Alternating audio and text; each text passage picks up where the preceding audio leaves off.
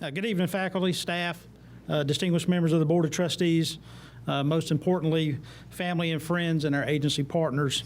Welcome to Stanley Community College's Basic Law Enforcement Training graduation for the fall 2022 class. My name is David Esposito. I'm the director of the Basic Law Enforcement Training Program. Please join me in welcoming the cadets for the fall 2022 class.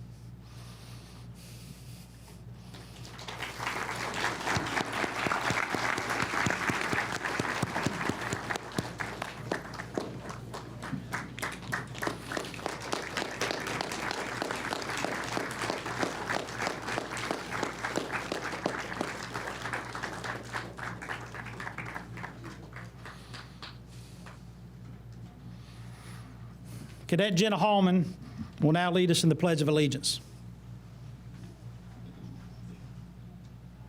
Allegiance to the flag of the United States of America and to the republic for which it stands, one nation, under God, indivisible, with liberty and justice for all.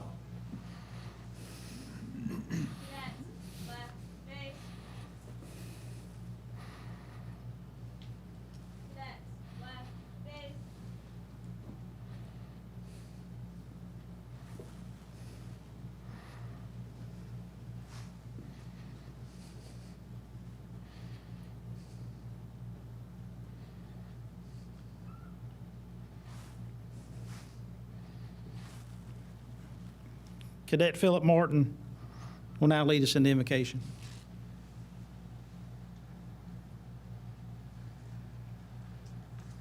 Good evening. If we all could bow our heads, I'm going to lead us in a word of prayer. Father God, thank you, God, for your mercy, grace, love, and truth. Lord, we ask of you tonight to guide us tonight. We pray, God, for your blessings upon us as graduates. God, we pray, God, for your blessings upon our families who have supported us in this milestone. Lord, we also ask that you would bless all the school administrators who have helped us and encouraged us along the way. God, we ask that you bless our instructors for sharing their wealth of knowledge and wisdom. And God, we also pray, God, for mercy for the ones who punched us in the face and shot us with SIM rounds. God, may we find happiness in our new careers, and may we make a positive impact in the communities that we serve. In Jesus' holy and precious name, amen. Amen.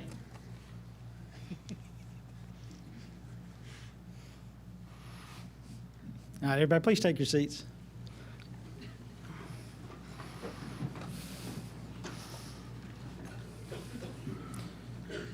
First, I'm truly humbled and blessed to be standing here on the stage tonight. Just a little over 6 months ago, I was serving the Albemarle Police Department as a patrol sergeant. The previous BLET director had retired. It left a vacancy here at the college. And after much thought, praying, I decided to apply for the job. And thankfully, I accepted that job. Little did I know at the time, what a huge mountain I had to climb just to put a class together in a short period of time. With the tremendous support from the college, Dr. Enamite, the president of the college, Jeff Parson, our vice president of academic affairs, my associate vice president, Christy Honeycutt, my dean, Dr. Kara Finch. We were able to recruit and put this small class together. There are several people that I also would like to recognize. First, John Lanier. John is our program head for our criminal justice program. He is a previous qualified assistant for the BLET program, and he was instrumental in helping me get up to speed when I took this position. There's a lot of moving parts when it comes to managing this program, not only for the college side, but also the Criminal Justice and Standards Commission side. There's a lot of things that must be put in place, and John was instrumental in helping me with that. Secondly, my assistant, David Hunt. I told my bosses when I took this job that I'm going to have some help. So we kind of reached out and recruited David Hunt. And if you don't know David, he is a retired captain from the Albemarle Police Department with over 30 years of law enforcement experience. So he and I, and we've worked together in the past, and and I think it was a match made in heaven. We've worked together and done a lot of good things. My admin assistant, Marissa, can't say enough about her. After about 2 weeks on the job, I honestly almost left. I mean, if it wouldn't have been for her, because good Lord, the paperwork. And she has been wonderful. She is the glue that holds this whole thing together. So Marissa, thank you from the bottom of my heart. I also want to honor our instructors. They're the most important part of this BLET program. They're the ones that are coming in here every day and giving up their time off to instruct. They're professionals. They come from just about every law enforcement profession across the state. Many of our local police departments here in Stanley County, North Carolina Highway Patrol, Wildlife, License and Theft Bureau, Department of Insurance, and Alcohol Law Enforcement. So if you are a past or present instructor, please rise and be recognized. Come on. I know. Let's give them a round of applause.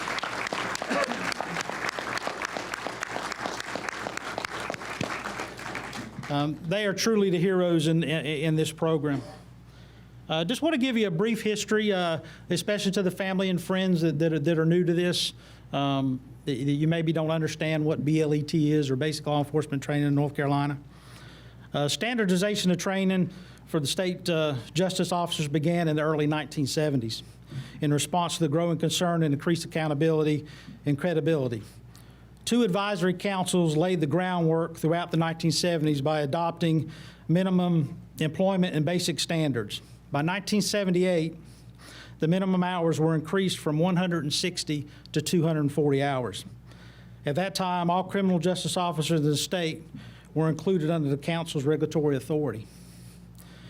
On January 1st, 1980, the 2 councils were dissolved to create the North Carolina Criminal Justice Education and Standards Commission. Sheriffs and their deputies continued under this jurisdiction of the commission until September of 1983, when the General Assembly established separate sheriff's commission. Since the 1970s, law enforcement training has continued to evolve. In 1997, the first pilot course for the new BLET 2000 curriculum was tested in North Carolina Justice Academy. 6 more pilot delivery sites were added in spring of 1998 to test the curriculum. The Basic Law Enforcement Training, or we refer to as BLET curriculum, is designed to prepare entry-level individuals with the cognitive and physical skills needed to become certified law enforcement officers in the state of North Carolina. Today, the curriculum is comprised of 36 blocks of instruction that includes topics such as law enforcement driver's training, motor vehicle laws, arrest, search, and seizure, constitutional law, and that's just to name a few. The BLET curriculum employs practical exercise and extensive ethics section throughout the training experience. The BLET course has been thoroughly researched, legally reviewed, and contains the most current law enforcement information available. The commission mandated is a 640-hour class that takes approximately 16 weeks to complete, and concludes with a comprehensive written exam, skills testing, and the students' favor, the POPAT, which is the police officer's physical ability test. Upon successful completion of the BLET comprehensive written exam, the BLET trainee is eligible for certification as a law enforcement officer in the state of North Carolina. Currently, the BLET curriculum is in the final stages of another review, and in the near future will expand from 640 hours to 798. So I think they're thankful that they've got done this soon. So now it is my distinct honor to introduce Dr. Carmen Nunley, the Vice President of Student Success.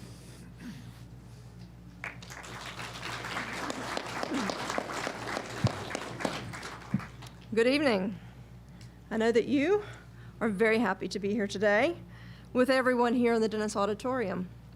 On behalf of the trustees of Stanley Community College, the president, Dr. John Enamite, the faculty and staff of the college, I'm pleased to welcome all of you to the graduation ceremony for those completing basic law enforcement training. Again, my name is Carmen Nunnally. I'm Vice President of Student Success. This celebration brings all of us together to highlight the success of these graduates as they embark on their careers. Graduation is a happy time for a college. We're fortunate in community colleges that we have opportunities to celebrate many times throughout the year as we meet the short-term workforce training needs of our community. I'd like to recognize some of the people who are here today. Of course, these graduates are the reason for this celebration. There will be other chances today to acknowledge your achievement, but I would like to congratulate you again.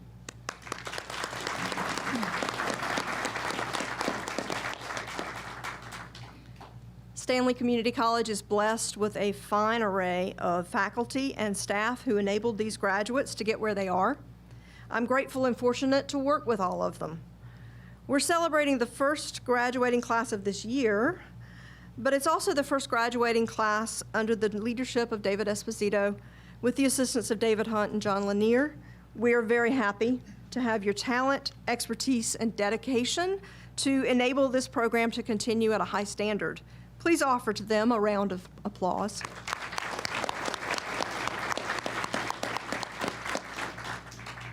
I also want to especially recognize the trustees of the college who are present to witness the celebration this evening. Thank you for being here. The trustees who are present: Gerald Eford, Kathy Burr, Nancy Joins, Joseph Burleson, and I don't believe I missed anyone. I apologize in the crowd. Very well attended today if I have overlooked anyone. Thank you for your guidance that you offer through your service on the board and the work that you do every month for the governance of the college. We appreciate it.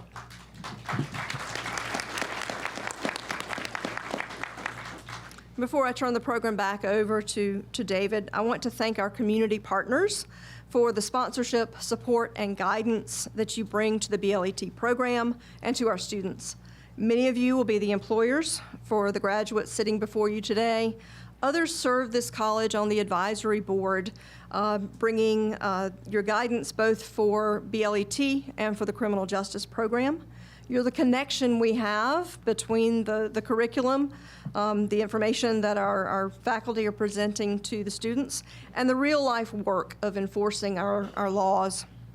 Through your partnership, we're able to guide the students as they grow from being individuals who have an idea of a career in law enforcement to becoming the well-trained public servants that you see before you and upon whom we all rely for the safety and security of our community. And finally, I offer to you, our graduates, my congratulations and my welcome to you as alumni of Stanley Community College. For my own part, as a 6-year resident in Locust and a worker in Albemarle, I appreciate the safety that our partners and that you will bring to the community. Definitely appreciate your dedication to enter a career where we can rely on you. And I offer you my gratitude and my wish for you all the best. And now I will turn the podium back over to David as we continue our celebration.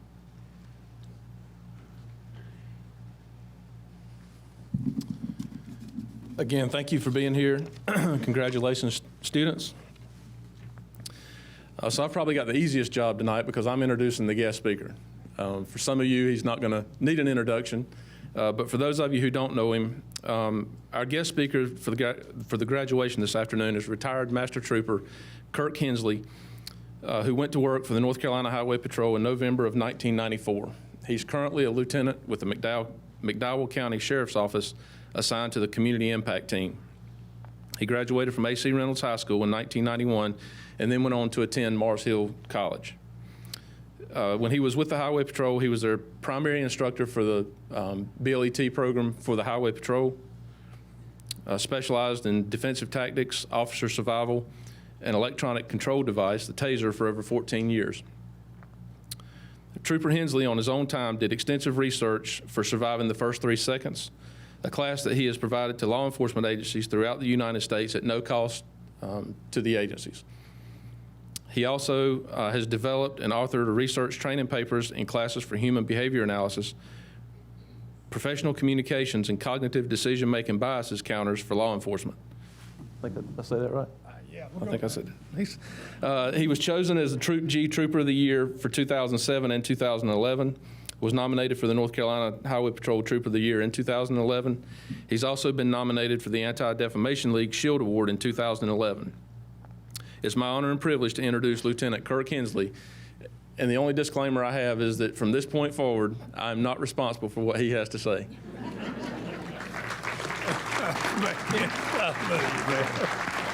Killing me. To the graduating class, congratulations. Now the hard work begins. So I want to say thank you for letting me be part of y'all's family. And I was trying to think, what was I going to say? And so I come up with the 5 lessons for a rewarding and prolonged career. Prolonged being the adjective there. So I was thinking, what would I actually say? So 1, most important, take one call at a time. They're going to stack. They're going to come at a wave. But we take them one at a time and we handle it one at a time. So whenever you're on those calls and they're starting to get stacked and packed on you, if you get in a hurry, then problems happen. I'll give you an example. I have a bunch of calls stacked on me from when I was a trooper. And I get a fatal wreck on a road US 221. When I pull up, it is calamity everywhere. I pull up, I jump out of my patrol car, and I'm a permanent 3rd shift trooper, which means I'm by myself. I work it alone. As I'm getting out, I go up to the scene, and then there's another trooper car that actually drives past me. And I'm thinking, yes, I got some help. And it wasn't until I realized that it drove off the road and down the bank that it was my patrol car. You're going to have those days. Don't you judge me. I see y'all over there right now. So whenever you get in a hurry, the simplest things become a problem. Simply putting a car in park. I see y'all judging me. We take one call at a time. Lesson number 2, support the ones that support you. These people are the reason you are here. None of us got to where we're at by ourselves. Would you agree? It is the love and the support that you have of your family and your loved ones. And now your family is going to be extended to the fellow officers you're with. We have a saying in the unit that I'm working with now is that we take care of each other before we take care of everybody else. Nobody's more important than the man that is sitting next to you or the lady that's backing you up. Their well-being is as important as yours, and yours is to them. Whenever you feel like that you need that support, don't be afraid to reach out for it, because you will need it at some point. We do a hard job that is sometimes bad, and we do it with bad people. Sometimes bad things happen. And it is our job to make sure that we get pushed through. And I know that. And your loved ones and your family that is here with you, they are strong enough to handle that burden. And I'll give you another example. I'm on my way to church for a Wednesday night service, and I have my wife with me in the vehicle, and I'm off duty. And my little Sadie Grace, who at the time was about 3 years old, was sitting in the car seat in the back. We pull off of US 221 onto the I-40, going to the church, and all of a sudden traffic stops. And everybody in this room would go ahead and assume that there's going to be a wreck. And I'm thinking to myself, we are not going to make it to church on time. As I start to get around and I start to see there's a car in front of the entire row of traffic going from fog line to fog line. And everybody's afraid to go past it. So I drop off to the emergency strip, and then I begin to pass all the other vehicles there. And my wife looks over at me and says, "What are you doing?" I said, "I got this. I do this for a living. She says, but not with us in the car. I said, it's going to be okay. I'm a trained professional. So I worked my way up till finally the car that is in front, there's another vehicle that tries to go around it where they hit. And when they hit, they end up off into the median strip up into the guide wires. Everybody understands what I'm talking about. At which time I pull up behind it, jump out, and I tell my wife, call 911. And she's holding the phone and she says, what do I tell them? I said, tell them we need help. As I jump out, she looks at me and says, where are you going? And I said the same thing that y'all say.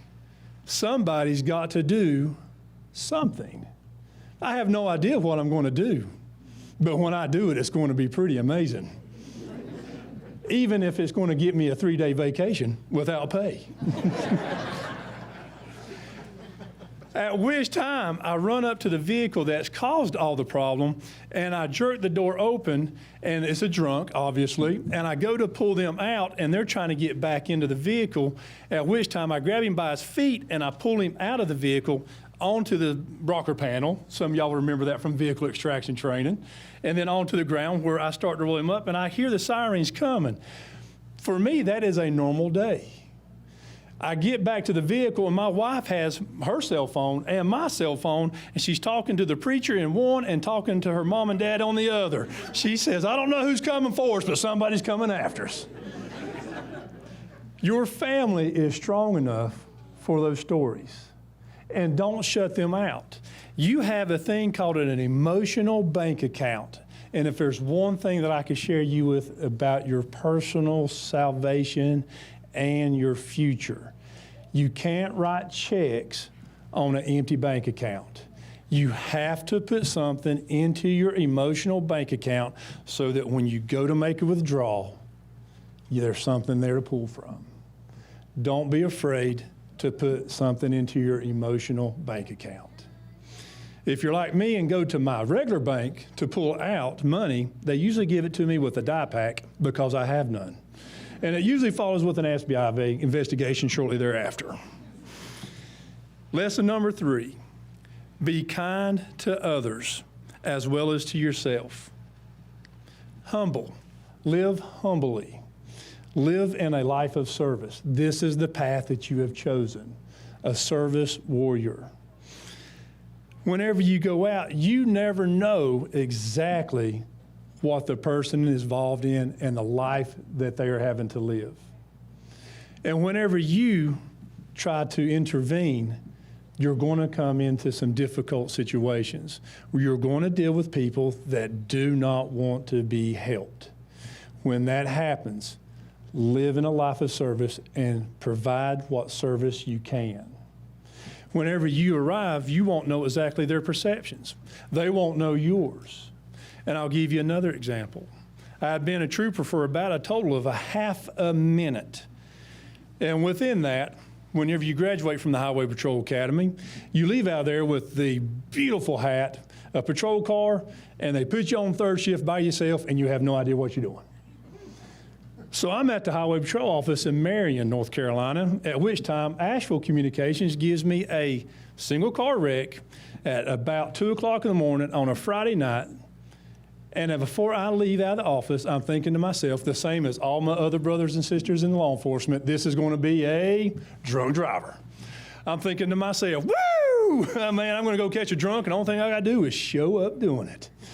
So I climb into my patrol car. I back out, and before I even get there, I'm already starting to process all the information just like you've been taught. I need to go ahead and have the record already en route. I need to go ahead and perform the SFSTs. I need to go ahead and have all the information. I need to go ahead and have that person in the vehicle so I can get them to the jail. I haven't even arrived at the scene, and I'm already starting to process the paperwork at the office. Sound about right? Efficiency. So I pull up at the scene, and I get down there, single car wreck. The vehicle's sitting in the middle of the roadway. The hood is bent up like a teepee, smoke coming out everywhere, at which time I get out, I turn on the blue light, and as I get ready to get out with the blue light, the car begins to rapidly accelerate away. Now, what is everybody thinking? Chase. I'm thinking because I'm a brand new trooper, this is the reason I signed up for the Highway Patrol. I'm getting ready to turn this patrol car into a tree-seeking missile. This is going to be awesome. We go for about 200 yards, and all of a sudden it just bows up and stops. I'm expecting that front door to fly open. I'm expecting this to be a chase, and I just graduated patrol school. This is going to be a marathon run. I'm going to lay on this man like a naked sumo wrestler when this all gets done. It's going to be awesome. But the car to the door doesn't fly open. I get out of my patrol car, put on my campaign hat, walk up to it, which the campaign hat, by the way, is the most important piece of equipment the Highway Patrol has ever issued to anybody.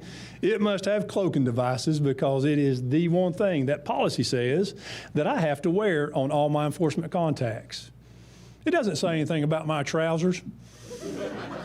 By patrol policy, I literally can get out of my patrol car without my pants on as long as I'm wearing my hat and still be in full uniform. Just have to remind everybody, my eyes are up here. At which time, when I walk up to the car, now remember, you will not know everybody else's perceptions that you're dealing with. You're just getting the call in which you have been issued. Would you agree with that? I walk up, the window's up, I knock on it, the window rolls down about a half an inch, going back to all my seasoned officers. Back to that DWI, they don't want me to smell the alcohol. Sound about right? At which time I said, the young lady, I said, ma'am, what happened? She said, you ain't going to believe me. Now I'm ready for that. I'm ready for it. I wasn't driving, somebody else was driving, they wrecked my car, everything that we get on Friday and Saturday nights. I said, well, ma'am, you got to tell me something. What happened? She said, I hit a 6-foot-tall chicken. I said, I got till tomorrow morning to get blood alcohol from you. You're going to be a 20 or higher. Bingo. At which time I began to argue. Now remember, her perception is not the same as mine. I said, ma'am, they don't make such a thing. She says, oh, yes, they do. And then me and that young lady at 2 o'clock in the morning on the side of Old Prison Camp Road begin to have a philosophical battle about whether or not there is a such thing as a 6-foot-tall chicken. I said, no, ma'am, they don't. She says, oh, yes, they do. And she says, no, and I said, no, ma'am, they don't. Yes, no, yes, they do. No, they don't. Yes, they do. And I said, no, ma'am, they don't. She says, well, there's one standing behind you. So I turned around, and sure enough, there was a 6-foot-tall, furry-legged chicken walking right towards me. Now, y'all might know them as emus, but I have never met one in person in my life. They're not, don't y'all judge me. I see y'all right now judging me. And all of y'all's training, going back to your getting shot in the face with Sims and getting beat up, have y'all ever been taught to jump in the vehicle with the suspect? No. But you got a mental Rolodex in your head that whenever events happen, you go to that mental Rolodex. So I reached down for her door handle when I seen it, and I went to pull on it, and what did she do? Locked me out. Were y'all there too? At which time I grabbed for the door handle, I'm pulling on it, I'm saying, let me in, let me in, let me in. She's saying, no, no, no. And at which time, now remember, my mental Rolodex is flipping to all the training that you've got. Nothing in my Rolodex says winged spawn is Satan. And you got to remember, that bird got hit by a car, so it's still pretty upset about the whole situation. But here it comes, as it's walking towards me. What do you think I did? Everybody says shoot it. Well, now that would be a possibility if I had been taught how to shoot emus on the firing range. But I was never taught that, which leads down to fight or flight. So what did I do? Ran. I started running. I ran around the front of her car, at which time she's pointing and laughing and says, there it is, at which time I said, I see it. I run around to the passenger side of her car where I reach down for her door handle, and she reaches over and does what? Locks me out again, at which time I'm pulling on the door handle going, let me in, you crazy husband, let me in, let me in. She says, oh no, it's getting closer. So at which time I take off running again, and I jump over the hood of the patrol car like I'm Bo Duke and jump into my patrol car and slam the door. The first thing I did was what? Lock the door. Because in my mind, now perceptions are starting to equal now, that in my mind, it can open doors. At which time I throw it in reverse and I back up to where this whole thing started, where I rolled down my window. Remember how far she rolled it down? About a half an inch. Where the only defense I had was a shoe, a go away. At which time, the lady that owned the farm come out with a pillowcase, put it over the top of that stupid bird's head, and led it off to a pen. Who knew you could defeat the wing and spawn of Satan with a pillowcase? The worst thing about that night brings me to another point. Keep your ego in check. I get out of my patrol car, I find my campaign hat, put it back on my head, and the little old lady that owned the farm come out there, put her arm around me, at which time she looked up at me, started patting me on the back, and said, "It's going to be okay, honey. That bird can't hurt you no more." In one call, I lost my trooper card and I lost my man card in one call. So be kind. You never know the perceptions by which other people are living. Number 4, be honorable. Be honorable in your acts. Whenever you live an honorable life, it is a life that you can relive in your golden years, and you can do it in peace. Robert E. Lee said it best. You never have to convince an honorable man to do his duty, for it is ingrained in his soul. You have chosen the honorable path, and I commend and applaud you for that. Thank you for doing that. And you will make mistakes. There's 2 types of mistakes that you will come into in law enforcement as a law enforcement officer. The first is a mistake of the mind. A mistake of the mind is one of those in where I make a mistake, but I don't know it's wrong. You will make those. You will make those mistakes that sometimes in court, they're going to say you were not right. Those decisions are made way above our pay grade. Do not let it get you down. The second kind of mistake is the mistake of the heart. The mistake of the heart is whenever you know something's wrong, but you do it anyways. Those are the mistakes that we have got to avoid at all cost. Mistake of the mind are okay. And I'll give you an example. The first sergeant called me into the office one day, and he was pretty upset because my patrol cars, for some reason, ended up down in the Colorado River. But it wasn't my fault. I said, y'all already judging me again. And he was saying it, and he was standing over the top of the desk, and he was actually talking about something about me being the worst trooper to ever wear the hat. And I said, yes, sir, yes, sir, yes, sir. And another lesson that you're going to come to learn as you get some time under your belt, and it's how to win arguments. And the first thing you got to do when you need to win an argument is always find common ground. And when you find that common ground, then you're going to actually set the hook and allow the person to be able to find information. Very simple. So the first sergeant standing over top of me talking about how bad of a trooper I am, how terrible it is, how that patrol car didn't need to be in the Catawba River. I told him it needed to be washed, and it was going to be okay. At which time I looked at the first sergeant, and I needed to find common ground. I said, First Sergeant, let's just go ahead and agree that there were some mistakes made. And he said, you're exactly right. There was some mistakes made. Then I found common ground. The next step after that is I need to set a hook. Once you set that hook, you're always looking for the person that you're talking to always ask more information. They want more knowledge. And I said, First Sergeant, let's just chalk this up to what it is. And the first sergeant looked over at me and said, what is it? As soon as he said what, the hook is set. I said, First Sergeant, let's just chalk this up to bad supervision.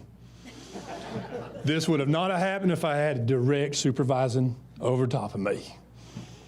He got so upset he couldn't think about what he wanted to say. He said, get out of the office or I'll fire you. I said, I'm on my way out right now, sir. And as I was leaving, I stopped and I said, First Sergeant, I'd like to go ahead and say thank you for the apology. He said, what apology? And I said, well, if you don't want to, I can always come back later for it as I leave. And then final, number 5. Know that there is a greater power that is within you. We take care of each other, and then we take care of the rest. Don't be afraid to reach out and to pray. Know that there is a higher power that protects you. And we all have a calling, and you have answered yours, and I thank you for it. There's a prayer that I used to pray when I was younger trooper, and I used to pray for strength, knowledge, and compassion.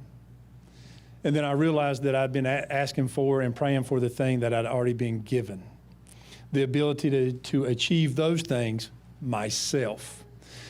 They put me through the training the same as you. You've had the ability to grab the knowledge. They put you through SCAT and they put you through PT, so you've already got the strength. The compassion is where you at because you actually have a spiritual gift. And on the day of your judgment, you'll be asked a couple of questions. One, did you know Jesus as your personal Savior? And the second question is going to be, you were given spiritual gifts, and what did you do with those spiritual gifts for your fellow man? Your spiritual gift, just by you sitting up here, I can tell you is going to be controlled aggression. And I thank you for it. So I'm going to ask you to do one prayer. Don't ask for things that you've already been given, strength, knowledge, and compassion. I want you to ask for something else. And it's a dangerous prayer. So be careful when you pray it. When I get in my patrol car, I say, Lord, send me where you need me today, no matter what it costs me. Because in the world of service, sacrifice is key. And now that I'm actually burdened with the leadership, I add one more part to that prayer. Lord, send me where you want me, no matter where it and no matter what it costs me. And if there is a price to be paid, Lord, let it be me and not my men. That's controlled aggression. That's the gift you have been given. And I just want to say one more thing. Thank you for standing up in a time where the world has become upside down. Good has become bad, and bad has become good. Wrong has become right, and not only has wrong become right, it has become the moral norms. And you have stood up and said, enough is enough. And I will protect people that I don't even know, and I love you for it. Thank you.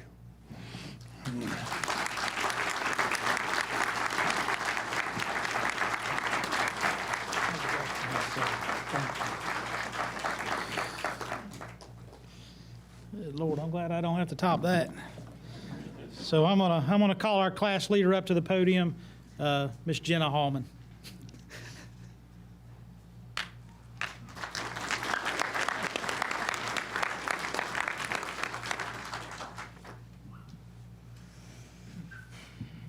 Is it hot in here, or is it just me?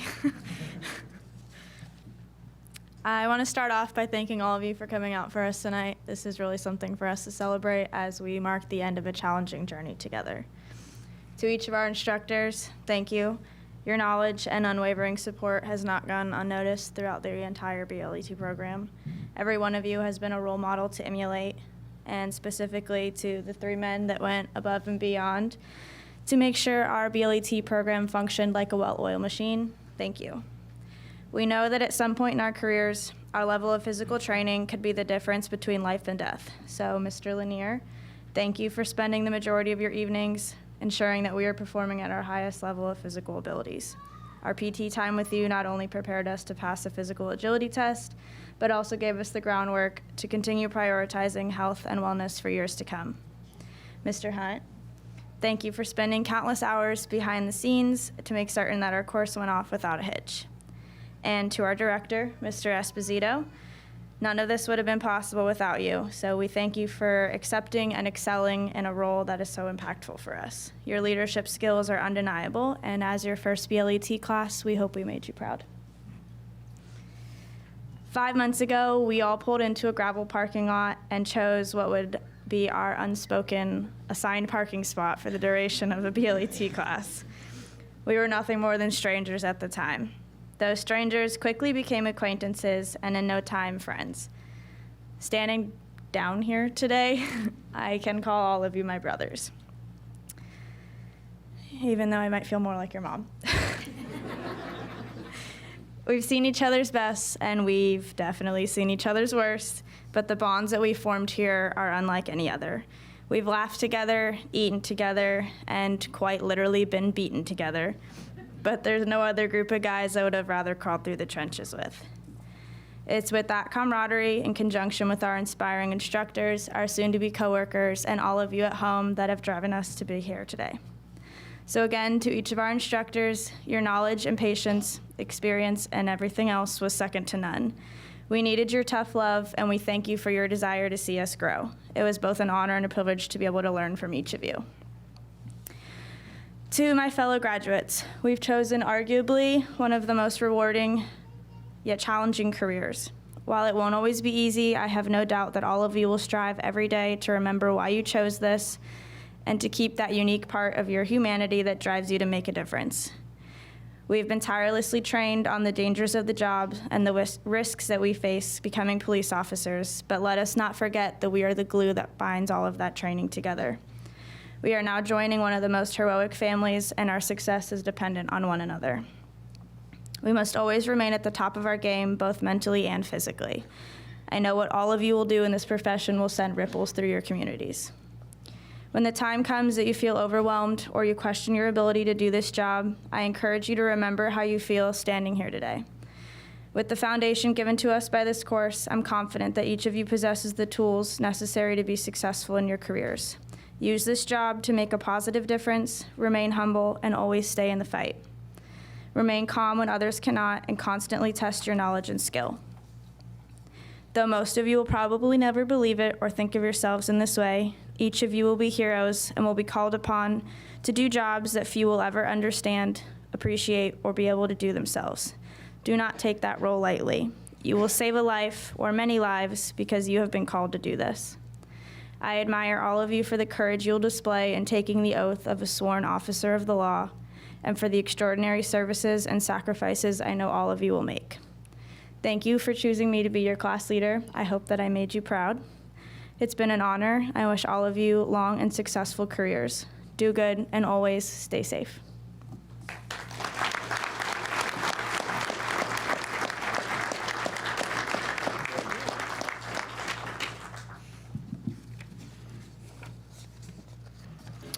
All right, so I guess it's that time. What you came here for, the diploma. So this time I'd like to invite Dr. Finch up.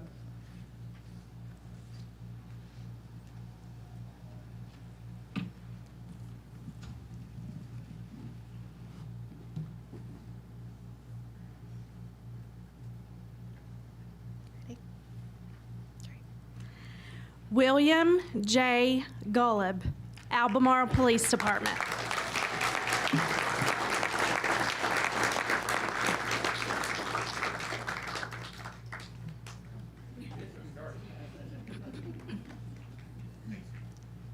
Congratulations.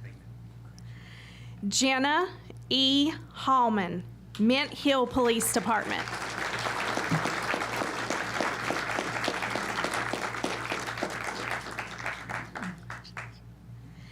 Peyton B. James, Oakboro Police Department.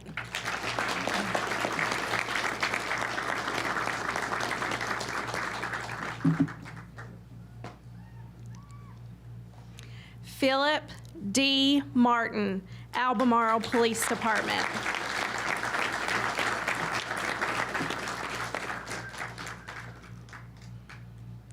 Trenton Meadows, Albemarle Police Department.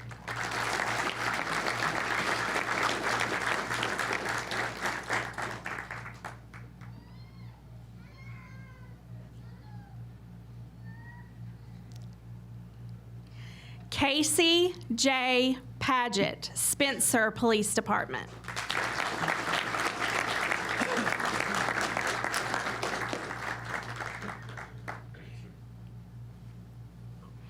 Trenton R. Puckett, Spencer Police Department.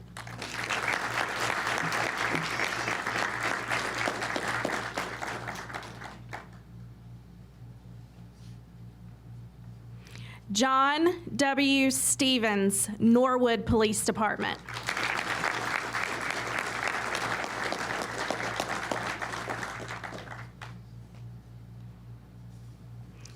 Robert A. Taylor, Rockwell Police Department.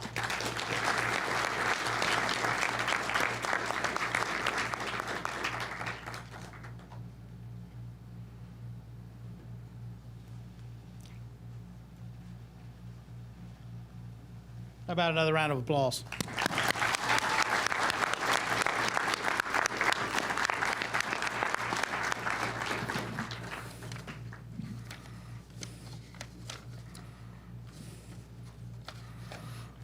So at this time, we have some special awards to present. So David Hunt's going to join me as we recognize some of our cadets for their fine work during this course of instruction. First is going to be the academic award, and it actually came down to the state test. That's how close it was. Actually, there were several students that were neck and neck through this entire process, and we actually had to wait till we got the results of the state test Tuesday to determine who the academic winner is. And the academic award goes to Trenton Meadows.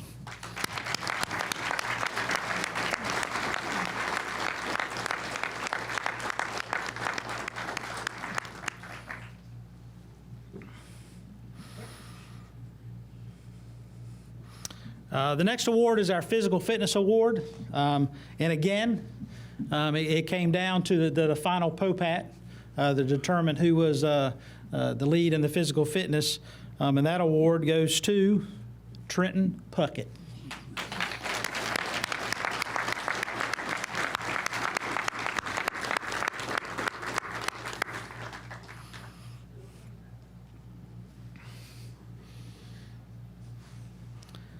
Our next award is going to be for our top driver.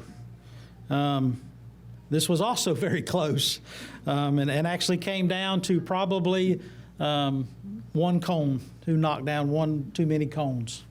So that award goes to William Gullub.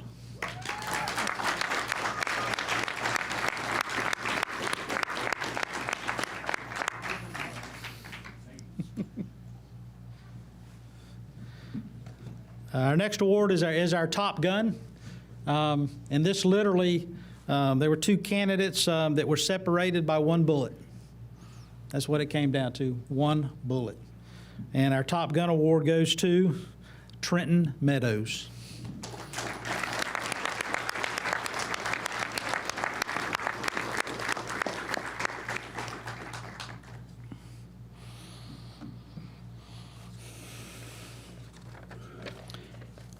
My next award is our Leadership Award, and I think you probably already figured out who that is. Our class leader. She has, from day one, I tasked the class with helping me decide who the class leader was going to be. But it was evident from day one who that was going to be. Myself and Mr. Hunt and John Lanier and Marissa had discussed it. And I put it to the class, and almost unanimously they chose her and was a very good choice. She has led this group from day one. Has not missed a beat. Like I said, there's a lot of things that go on. There's a lot of moving parts, where we can't be in the classroom every second of the day. And she was tasked with keeping things moving. And some of the highlights, during of course we had class through the holidays. It was her idea to do something for some less fortunate children. So she got with the class. They went out their own money, their own time, and bought Christmas gifts and donated them to some less fortunate children. But I can go on and on and on. But Jenna, thank you. Yeah, thank you for everything that you did. The Mint Hill Police Department should be very, very proud. You're going to make an outstanding officer. So again, the Leadership Award goes to Jenna Hallman.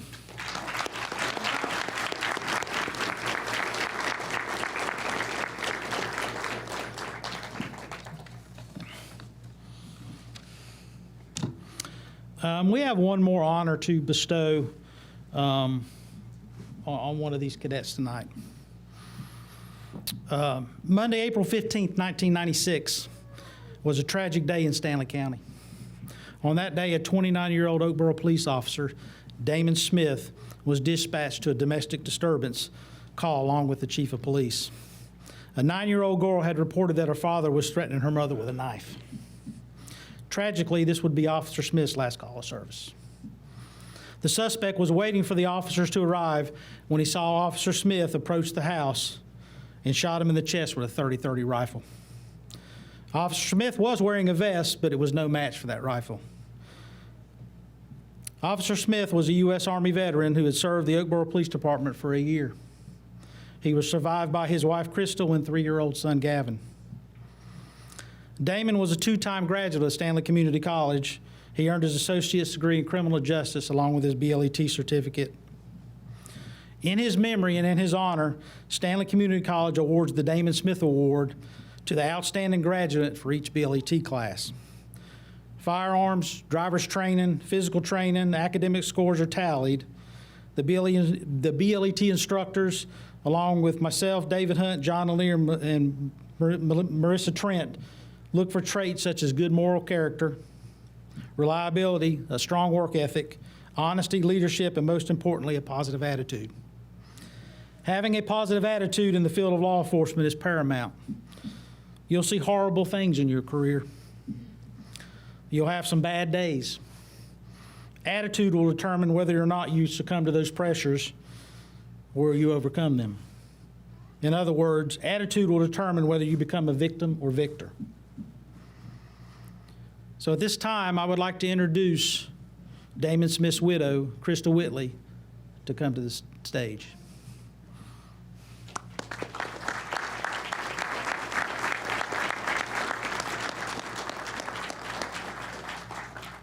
Good evening. All this laughter and joy up here, it kind of feels like I'm standing up here as Miss Debbie Downer of the night.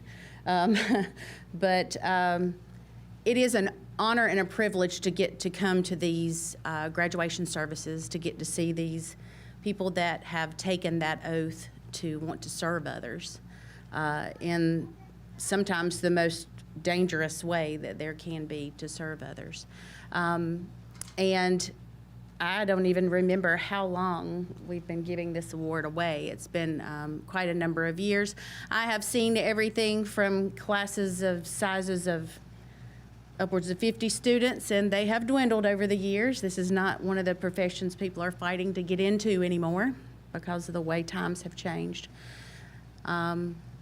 which makes it even more honorable that you have chosen this path. So anytime I have come up here and the story has been told about his death, I often feel that who he was gets forgotten, what he represented gets forgotten. Yes, he died for, and it's just that I want more for him to be remembered, that he was honorable, he was funny, and he did good even when others weren't watching.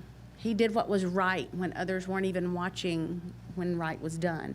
And I think that's a huge thing for you as officers to live up to, especially in today's society, and that managed aggression that was talked about. Or he used the word controlled, but I'm not real sure. I think it's more managed aggression than controlled. I did have a quick little quote here, and you'll probably get a kick out of who it's from, but it says, "Sometimes you'll never know the value of a moment until it becomes a memory." And the famous person that said that was Dr. Seuss. And I think he was pretty right. Live every day like it could one day be a memory. Be honorable, exhibit courage and bravery, and above all, take care of those around you and take care of your family. I think he would be honored if this award meant anything like that to you, because it would to him. So, thank you.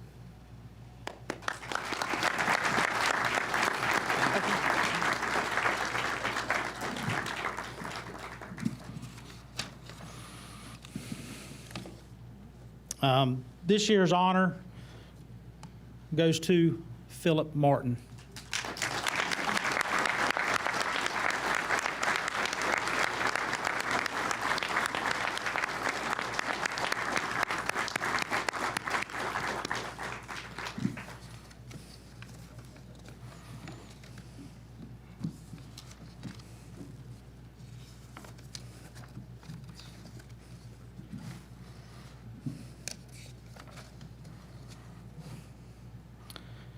All right, let's close this thing out. Graduates, you have chosen a noble profession. Face every day with a positive attitude and never compromise your integrity or that of a law enforcement officer. Education is paramount. I challenge you to never stop learning, because just as BLET has evolved over the times, so will the profession. Several of your instructors weren't able to attend tonight due to prior obligations, but they wanted me to express their gratitude and congratulations on a job well done. I leave you with this. I congratulate you. God bless you. Thank you for being such a wonderful class. I'll never forget you. Ladies and gentlemen, the graduates of 2022.